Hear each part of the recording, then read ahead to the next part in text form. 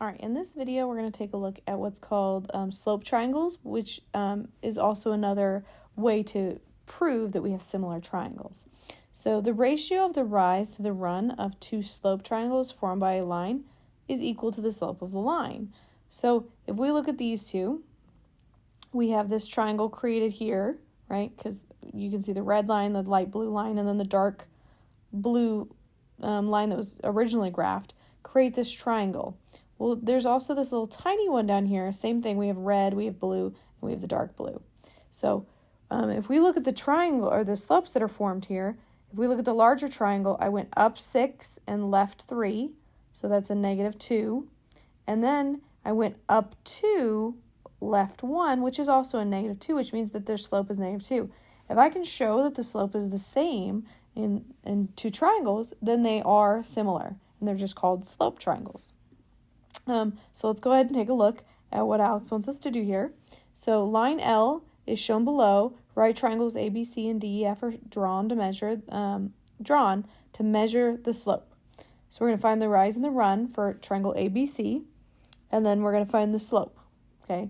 And remember, slope is rise over run. Okay. So if I want the rise for A, B, C, then I'm going to see how far up do I have to go from A to B. So I have to rise up 8. And then to run, I want to see how far to the left or right I have to go. In this case, it's right.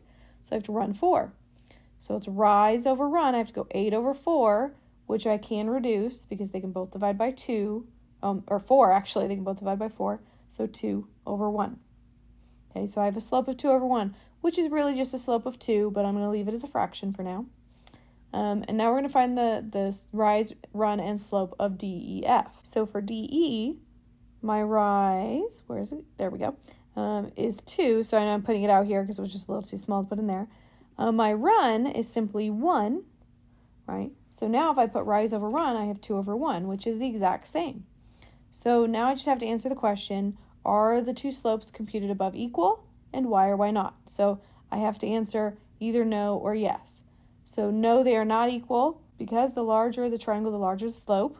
Or no, they are not equal because the triangles are similar but not congruent. Yes, they are equal because the two triangles are similar. Or yes, they are equal because the two triangles are congruent.